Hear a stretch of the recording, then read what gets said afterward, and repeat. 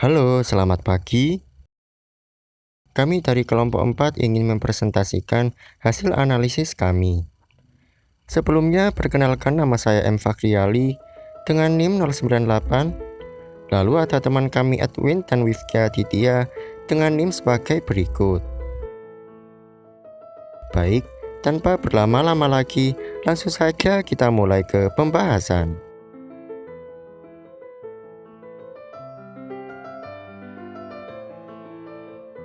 Jadi, kami mengangkat tema sistem pendukung keputusan dalam menentukan jumlah produksi roti menggunakan metode fusi Tsukamoto.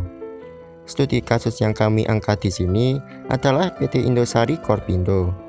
Nah, bagi yang belum tahu, PT Indosari Korpindo ini merupakan perusahaan yang memproduksi produk sari roti.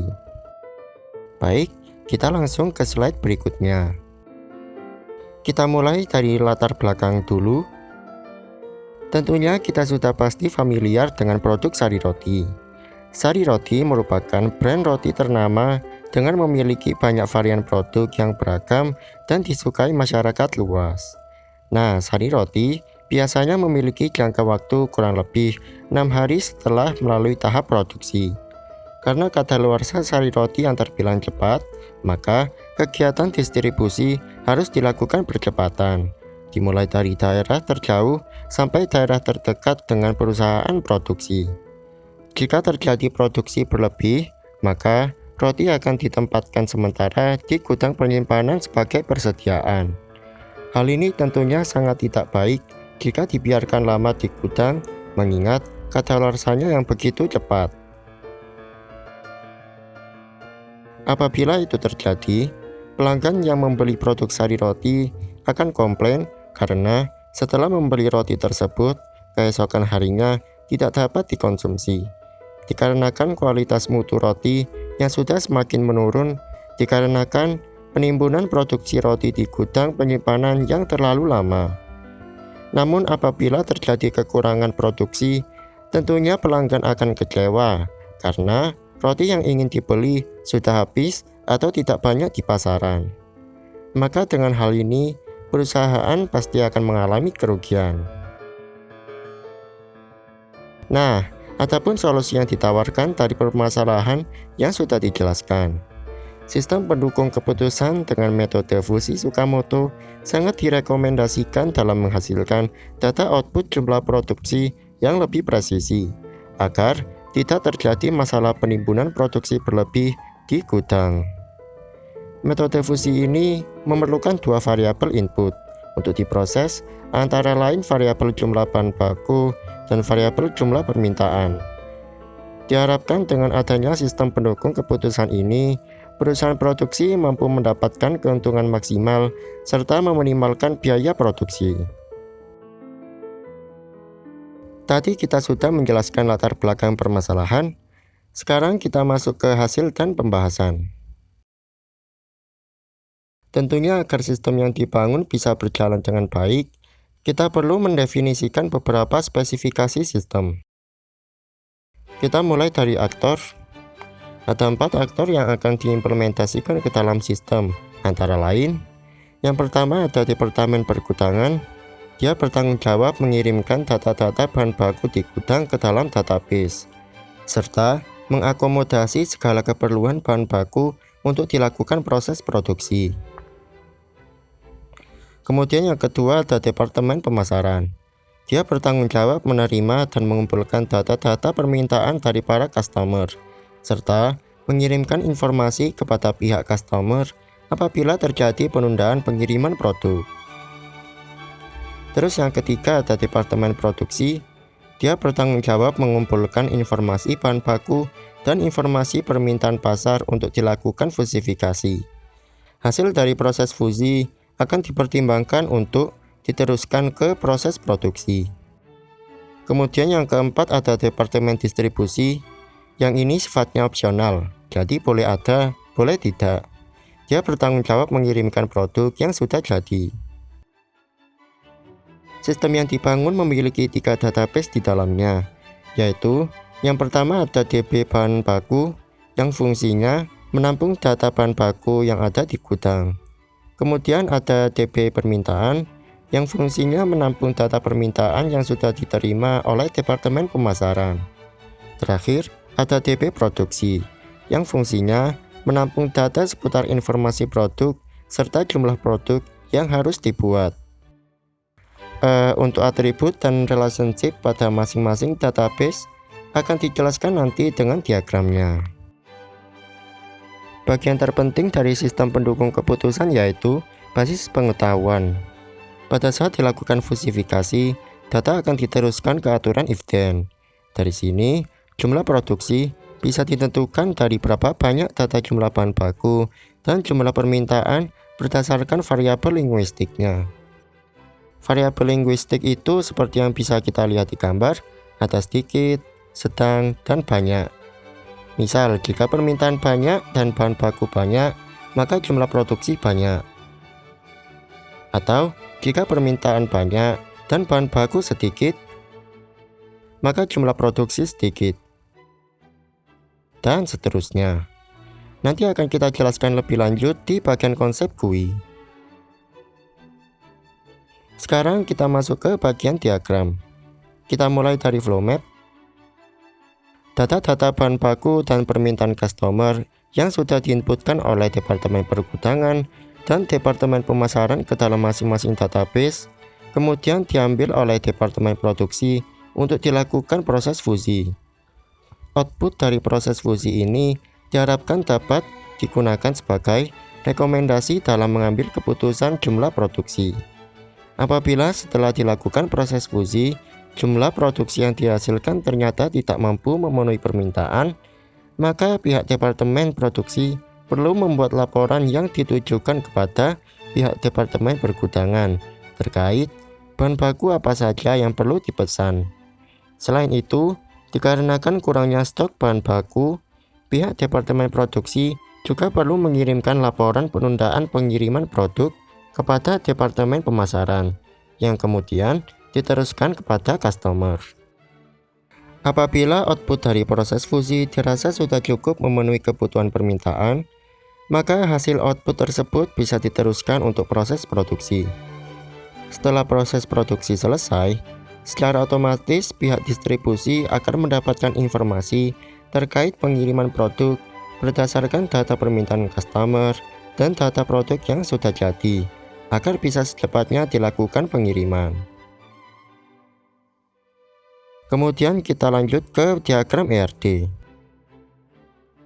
Di sini bisa kita lihat pada entitas customer terdapat 3 atribut, yaitu ada nama gerai, lokasi gerai, dan ada 1 atribut multi-value, yaitu varian produk yang diminta. Nah, biasanya Departemen Produksi sudah tahu berapa banyak jumlah produk yang harus dikirimkan kepada customer berdasarkan varian produk dan jenis gerai. Setiap gerai, jumlah produk sari roti yang dikirimkan berbeda-beda. Misal, minimarket Indomaret dan koperasi sekolah. Tentunya 2 gerai tersebut jumlah permintaannya tidak bisa disamakan. Hal ini juga didukung dengan sistem pendukung keputusan agar jumlah produksi yang diharapkan bisa lebih akurat dan presisi. Sehingga pada entitas customer, atribut berupa jumlah produk yang diminta tidak ditambahkan. Kemudian pada entitas produksi terdapat 5 entitas, yaitu entitas komposisi, entitas jumlah produk, tanggal waktu produk yang sudah jadi, nama varian produk, dan tanggal kadaluarsa. Atribut tanggal kadaluarsa pada entitas produksi cukup penting bagi Departemen Distribusi dalam mempertimbangkan prioritas pengiriman produk. Ketika sudah dikembangkan dalam bentuk basis data, field tanggal kadaluarsa dan tanggal waktu produk yang sudah jadi akan diisi setelah proses produksi selesai. Sedangkan field komposisi, jumlah produk, dan nama varian produk akan otomatis terisi setelah dilakukan proses fusi. Kemudian ada entitas bahan baku yang terdiri dari atribut nama bahan, jumlah bahan, dan kualitas bahan. Hanya bahan yang berkualitas baik saja yang akan diterima oleh Departemen Produksi. Selain itu akan diabaikan. kita bisa lihat relasinya many to many pada entitas produksi ke entitas bahan baku dan entitas permintaan. Selanjutnya kita beralih ke data flow diagram. Sebenarnya nggak jauh beda dari penjelasan flow map sebelumnya. Hanya saja diagram DFD ini memaparkan alur proses yang lebih terperinci. Tetapi yang perlu digarisbawahi adalah Departemen produksi akan menerima input berupa data-data bahan baku dan permintaan customer dari database. Setelah dilakukan proses fusi dengan metode fusi Sakamoto, akan menghasilkan output berupa rekomendasi jumlah produk pada masing-masing varian produk yang diproduksi. Aturan if-then pada diagram merupakan basis pengetahuan yang sebelumnya sudah dijelaskan di bagian spesifikasi sistem sebelumnya.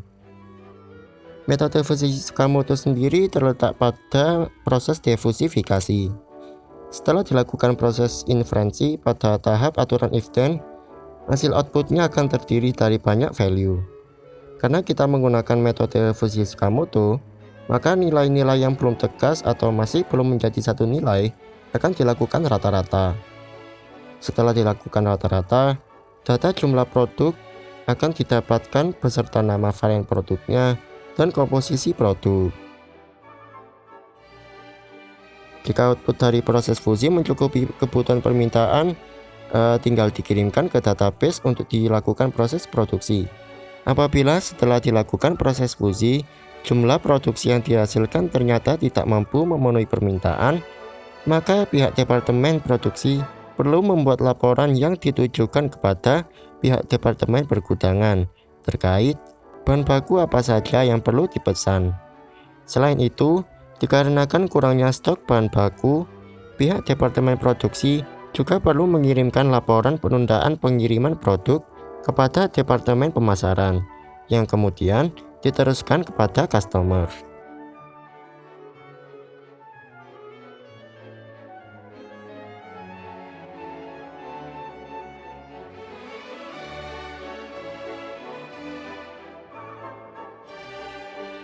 Sekarang kita masuk ke pembahasan konsep GUI. Ini adalah tampilan awal dari perancangan GUI system. Kita bisa lihat terdapat dua tabel, yaitu tabel daftar bahan-bahan dan tabel daftar permintaan.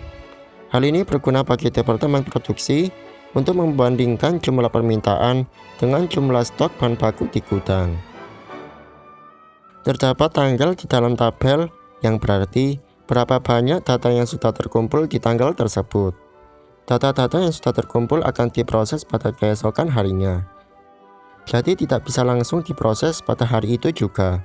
Misal begini, di sini bisa kita lihat data yang sudah terkumpul di database yaitu 1 Desember 2021, maka proses fusi bisa dilakukan pada keesokan harinya, yaitu 2 Desember 2021. Kemudian di slide berikutnya merupakan tampilan output dari pemrosesan fusi. Di sini terdapat 3 kolom, yaitu nama varian produk, jumlah produk yang diproduksi, dan komposisi. Apabila jumlah produk yang didapatkan dirasa sudah pas dengan kebutuhan customer, maka data-data output dari proses fusi akan diteruskan untuk proses produksi. Terakhir, di sini terdapat menu pengaturan fusi. Departemen produksi dapat mengubah aturan basis pengetahuan atau menyesuaikan variabel linguistiknya sesuai kebutuhan. Setiap varian produk, variabel value-nya tidak bisa disamakan. Misal di sini kita punya roti sobek. Value sedang pada bahan baku telur sekitar 51 sampai 200. Kemudian ada varian lagi nih, yaitu roti tawar. Ternyata value sedang pada bahan baku telur sedikit lebih banyak dari varian roti sobek. Misal sekitar 60 sampai 230. Belum lagi dengan bahan-bahan lain seperti susu, ragi, dan lain-lain, yang jumlahnya harus disesuaikan satu persatu pada setiap varian produk sari roti. Pada menu permintaan sebenarnya hampir sama dengan menu bahan baku. Kan kalau bahan baku, user harus memilih bahan. Kalau menu permintaan, user harus memilih daftar gerai yang tersedia, seperti misalnya Indomaret, Alfamart, Koperasi Sekolah, dan lain-lain. Tentunya setiap gerai value-nya bisa berbeda-beda. Apabila ingin menambahkan bahan baku lainnya atau menambahkan daftar gerai, tinggal menekan tombol di bawah. Untuk jumlah produksi, tidak ada menu drop-down seperti pada menu bahan baku maupun menu permintaan, karena sebenarnya variabel inilah yang harus dicari. User hanya perlu mendefinisikan value jumlah produksinya berapa, mulai dari sedikit, sedang, sampai banyak. Oh iya, banyak sumber mengatakan metode diversifikasi Tsukamoto dinilai sudah sangat baik dalam menghasilkan output jumlah produksi yang lebih akurat. Oleh karena itu, metode diversifikasi lain selain metode fusi Tsukamoto tidak ditambahkan ke dalam sistem. Sebagai catatan, tentunya yang bisa menentukan basis pengetahuan dan value pada masing-masing variabel hanya orang-orang yang pakar dalam manajemen produk, agar sistem yang dibangun dapat menghasilkan output yang optimal.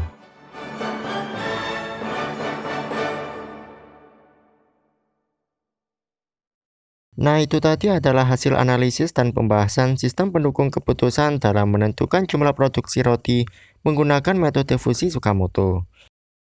Apabila terdapat kesalahan analisis maupun salah ucap, kurang lebihnya kami mohon maaf sebesar-besarnya. Sekian presentasi dari kelompok kami, semoga bermanfaat dan selamat pagi.